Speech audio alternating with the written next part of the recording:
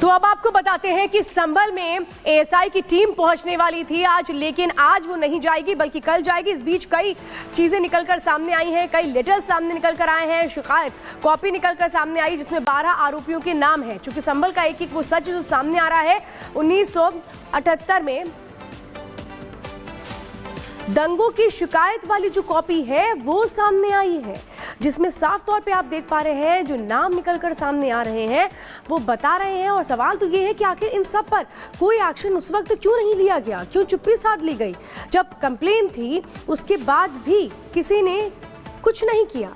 आखिर कौन है वो लोग जो इस पूरे मामले को छुपाने की कोशिश करते रहे? जिन लोगों ने दंगा भड़काया उनकी मंशा और नाम इस पूरे के पूरे जो लेटर है उसमें हम आपको दिखा रहे हैं।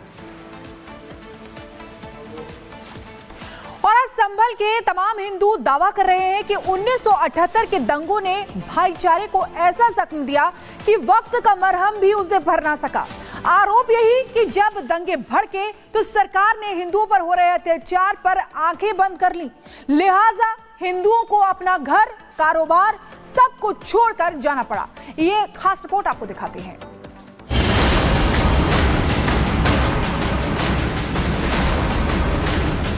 29 मार्च 1978 यही वो तारीख है जिसने संभल में भाईचारे की डोर को नफरत की कैंची से काट दिया। आज भी संभल के लोग 23 मार्च 1978 की तारीख को याद कर सिहर उठते हैं। मेरे होश पे दंगा हुआ है। मैंने सन 77 में यहाँ गंज में पेंट का काम है मेरा, और सन 78 में बलवा हो गया। और उसके बाद के वक्त क्या हुआ था, आखिर कैसे बलवा? ये तो मुझे याद नहीं कैसे हुआ, लेकिन उसमें बहुत काफ़ी नुकसान हुआ सभी लोगों का, और उसमें काफ़ी जाने गई बहुत, और तभी से दहशत हो गई। तभी से दहशत होने के बाद यहाँ 20-25 मकान थे, 20-25 मकान थे कम से कम खग्गूसराय में, जहाँ ये मंदिर, अब उसी के हिसाब से यहाँ एक एक करके 2-2 करके उस दहशत की वजह से यहाँ से जाते रहे लोग। एक समय ऐसा आया बिल्कुल सुमसाम हो गई, खाली मंदिर रह गया। संभल के दंगों के आज 45 साल गुजर गए, लेकिन संभल के दंगों की याद आज भी लोगों के जहन में जिंदा है। क्या हुआ था 1978 में, आप लोगों को यहाँ से जाना पड़ा? लड़ाई हो गई। किस तरह की लड़ाई हुई थी? वो हम घर में बैठे खाना वाना बना रहे, जाड़ों की फरवरी का महीना था, कौन सा महीना था, फरवरी का। बच्चे स्कूल चले गए, 2 बच्चे पढ़ते थे अब मेरे, तो लड़ाई बहुत जोर की हो गई। सन के लड़ाई हुई। लड़ाई किस चीज में हुई थी? बाजार में हो रही है। मकान कहाँ था आपका? मकान गया था ये सामने। मकान आप लोग बेच के गए थे या ऐसे छोड़ गए? हम गए छोड़ गए। दंगों के चलते संभल में रहने वाला रस्तोगी परिवार मुरादाबाद आ गया, लेकिन आज भी रस्तोगी परिवार 1978 के दंगों को नहीं भूला। रिपब्लिक भारत से बातचीत में रस्तोगी परिवार ने दंगों की दास्तान सुनाई। 1978 में ऐसा क्या हुआ था जो आप लोग यहाँ से चले गए? बलवा हुआ था। बलवे में क्या नुकसान हुआ था, क्या चीजें? मेरा नुकसान, दुकान जल गई, मेरा माल जल गया 1 लाख के करीब। किस चीज की दुकान थी आपकी? मेरी आड़त की दुकान थी, अनाज तिलन दलन वगैरह का। कहाँ पर? नखासे में। क्या चीजें हुई थी 1978 में, किस तरीके से दंगा हुआ, क्या वजह रही? ये तो ये पता नहीं, मैं तो दुकान पर बैठा था, जो पीछे शोर आया कि भग्गी पड़ रही है, दंगा हो गया, भागो यहाँ से भागो, तो मैं चला आया। कितने लोग रहते थे यहाँ पे पूरे मोहल्ले में? यहाँ पे रहते होंगे 30-32 परिवार। कितने? फिर क्या हुआ था, मतलब एक एक करके चले गए क्या आप? हाँ, एक एक करके सब धीरे धीरे बेचते चले गए सब। हिंदुओं के पलायन का दावा करने वालों का तर्क यही है कि सुनियोजित साजिश के तहत सब कुछ हुआ, हिंदुओं पर दबाव बनाया गया।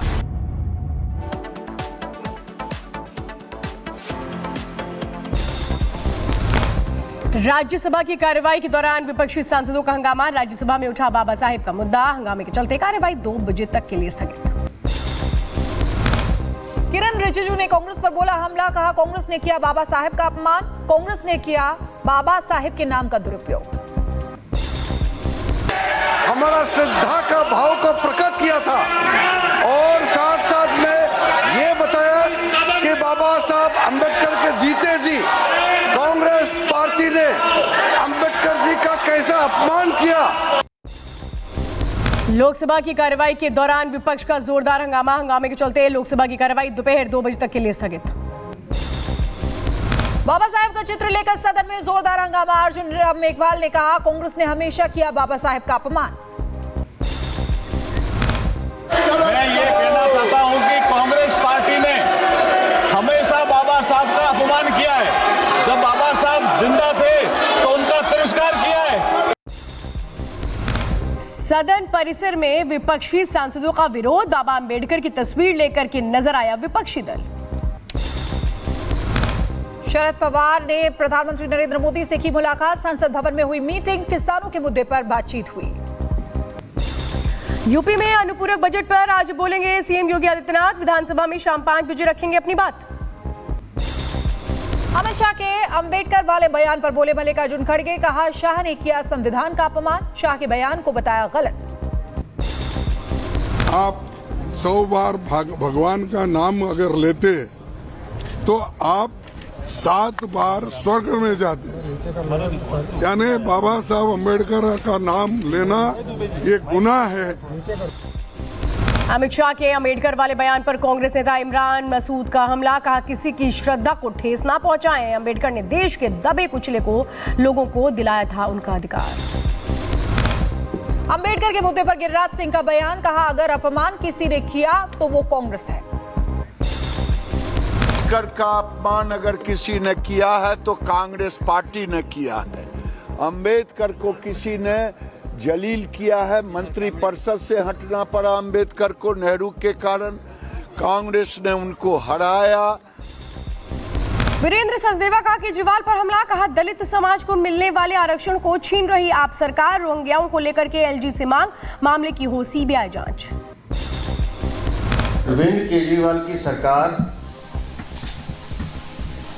किस तरह से